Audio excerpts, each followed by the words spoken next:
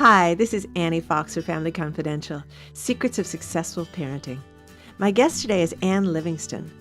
She is the founder of Kids Privacy and the author of Talking Digital, a parent's guide for teaching kids how to share smart and stay safe online. Hi, Anne. Welcome to Family Confidential. Hi, Annie. Thanks for having me. Oh, it's my pleasure. I'm very excited to be talking to you about raising kids in the digital age, because this was not part of the parenting job description that our parents had, for sure. No. And I think that we are probably the first generation of parents that's kind of winging it. And sometimes we're doing better than others, but I think in many ways we're in the dark. So I'm always happy to be talking to people like you who seem to have some insight into how parents actually could do a better job, because I believe that part of our job description right now is to raise a responsible digital citizen. Do you agree? I do agree. And I think it's really important that parents think about how their child is using technology and how they best can support them. And I think where parents get tripped up is they think it's this totally different job description, that what we've been doing all along doesn't apply to the digital world, that this is something completely different that they have to add to their to-do list. And it's not. This is just thinking about, when you teach a child about friendships, how do you play nicely on the playground? Well, what does the friendship mean in the digital world? How do you play nicely with your friends online? How do you text appropriately? So this is just thinking about how we parent and applying that to the digital world. And one of my, when I give a presentation, one of the slides I have up is parenting in the digital world is just parenting. And you can almost feel this collective sigh of through the crowd that this isn't something different. This isn't something they can't do.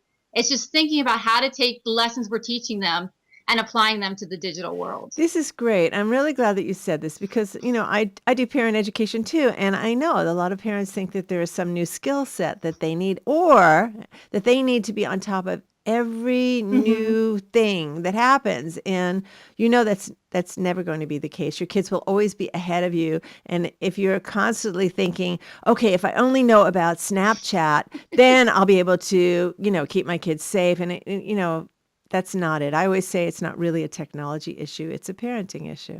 It's so true, and there's always going to be a new app. So we can't spend our time chasing apps. We have to think about, the larger picture. What are they doing? Whether it's Snapchat, Omegle, Yik Yak, how are they communicating, and how do we teach them, like you said, to be responsible digital citizens? Yeah. And, it's interesting when I think about how reactive kids are when they get emotional. Well, hey, guess what? Human beings are like that. And how easy it is to just shoot off something through a keyboard and really hurt someone because you've been hurt, or you think somehow you're justified in getting back at that person. So I wonder how part of your presentation to parents also include managing those knee-jerk reactions. Well, it's really trying to talk with kids, both, a child that receives something like that and having them take that deep breath. This is a communication that rewards brevity and speed. And that's, a way to fan the flames. Suddenly you're, what was it? Comment that the child might not even meant it to be something, upsetting. I mean, a lot of times we send a comment and without tone and context, you can take it the wrong way. Important. So yes. So kids need to take a moment to really think about, especially if it's a friend, is this what they really meant? And instead of firing off a mean comment, talking about it to them in the real world. Because I think when you fire off that comment, then you're just fanning the flames. And usually these conflicts are arising in the real world and then carrying out online as well. That's so important too. And I think that ability to react rather than reflect and respond is something that we see, unfortunately, more and more by the adults that kids look to as role models. And so it's really hard as a parent if you're not, in fact, modeling this kind of behavior. Let's just, sometimes it's just better to pick up the telephone and actually have a conversation where you can hear context and you can hear tone of voice rather than just saying, let's continue this here, in bits. Because it gets worse. It does. And I also talked about, the responsibility that we have as an audience. And I think sometimes kids, they fire off that they like a comment and not really thinking about what does that mean when I like something? Am I saying, yes, I approve of this? Or is this just me, acknowledging that I saw it? Or maybe my friend and I, we always like each other's comments and I don't think about it more than that. And the thing is, when they like something, they are amplifying it. So if I'm on Twitter and I have 20 followers and I send off, I was upset with my friend and I send something very mean, and someone who has 1,000 followers like it, suddenly that message is amplified. It's going further, it's going farther. And so kids, even that are just watching and observing, also have a role to play in this. So important. I'm really glad you brought this up. I'm working on a teen novel right now, and it's about cyberbullying. And one of the things that happens in the novel is main comment is posted, and like 417 kids like it. And I hadn't really thought about this part of it in terms of a parent's responsibility, in terms of teaching a kid. What does it mean when you give something a thumbs up? And what Mm-hmm. does that say about you? And then where does that ripple effect lead to? Really important stuff. When do these conversations actually start between parents and kids? I really think as soon as a kid picks up a device, as soon as they're looking over your shoulder as you're on a computer, it's time to start talking. And I talk about my own story. With my eldest child who's now in high school, I was playing catch up. I was the parent trying to figure it out, trying to understand what she was doing online, what she could do online. And so I always felt like I was a step behind her. But with my other two, I was able to lay the groundwork, lay a solid foundation. We started talking a lot earlier. And it's so much easier, because they look at you as a resource. You've established your expectations, you set up guidelines, and it just seems like they're a little more accepting of the boundaries placed on their digital world and what they can do, and they understand it more. Where the older one, you're constantly reacting and trying to catch up. So I always tell parents, the sooner you start, the easier it's going to be. That makes a lot of sense. I can imagine if you've kind of been out of the picture for a while, and then all of a sudden you read some article somewhere and you get really scared. And as a parent, you start being really reactive yourself. And you say, okay, from now on, you're not using this app or this app or this app. And the kid is like, hello, who are you to tell me? Where have you been? Yeah, that's so true. Especially here's a teenager who's pushing boundaries, and then you're telling them to get off Snapchat because you read this horrible article, and they're like, I've been on Snapchat for a year, and nothing like that's ever happened to me, and I'm just doing communicating with my friends and sending messages. Where if you can talk to before they're even on Snapchat, about how nothing ever really disappears online, how kids can take screenshots of anything and share it on other platforms. So the more you can talk about those conversations early on, the better off you're going to be. And again, as you said before, it's really about how do we treat friends, and Mm-hmm. how do we respond to things that maybe make us uncomfortable, and how do we individualize ourselves? In other words, thinking about if I add to this in terms of a thumbs up, what does that say about me? How does Mm-hmm. that add fuel to the fire? These are all really, really important conversations to have. And obviously, it's not just one talk. We're not talking about sex one time. We're not talking about your involvement in social media one time. Okay, check, done that. So when you talk to parents in these kinds of educational venues, and what concerns them most? We do have the concerns with them, the chasing the apps. What I always hear about apps, and what is this app? What is that app? And more, I think it's parents are just concerned they're not doing enough. Am I really protecting my child? And they want to almost protect them, 100%. How can I make being online totally safe? And there isn't any way really to do that. And so it's really having these talks, setting these expectations and guidelines, and letting them know that, you can do this. I think a lot of my talks are just trying to build confidence in them that, this is not unknown territory. You can do this, and you should do it.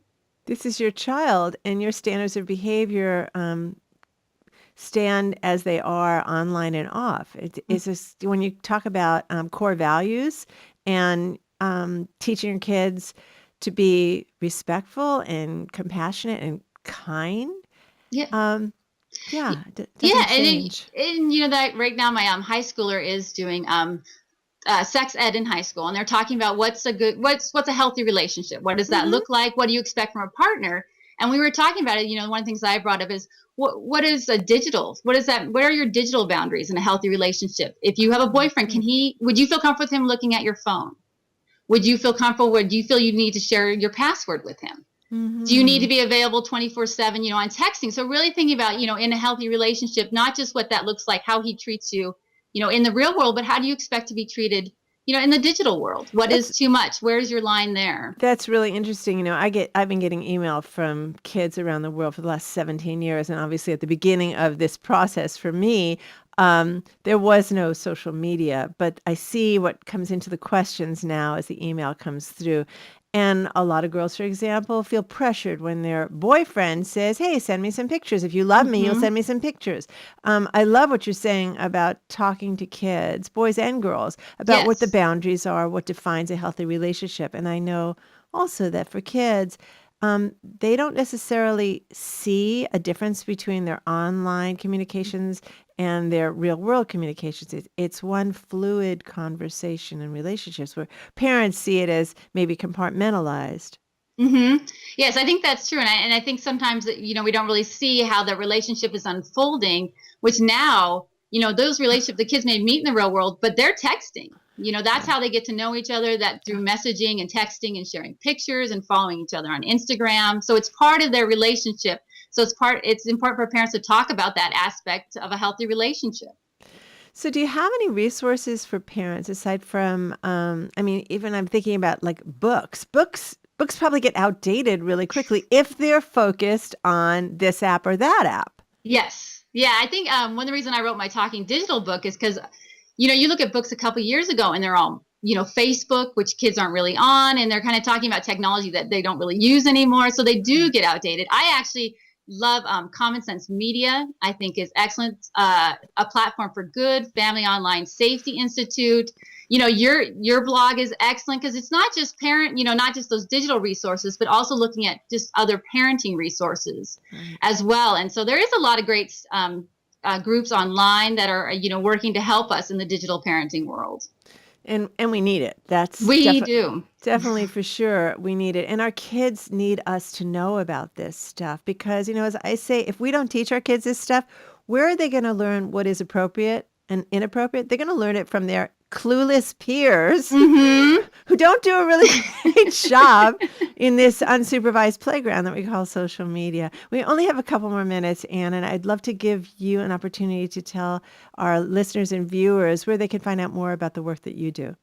I have a website, www.kidsprivacy.net, and that's where I write about what problems kids are encountering online, how parents can support them, as well as, great resources for parents. I have a page on, if you do have questions about an app or you want to talk to your child about Snapchat, I do have a page that goes through all the different apps and you can look up, how do you talk to them about, because, even though you don't want to be chasing apps, if your child is on Instagram, let's say, it's important that you talk to them about privacy settings. I mean, there's ways that they can use these apps that are safe, that will help them in their future, and they can use them appropriately.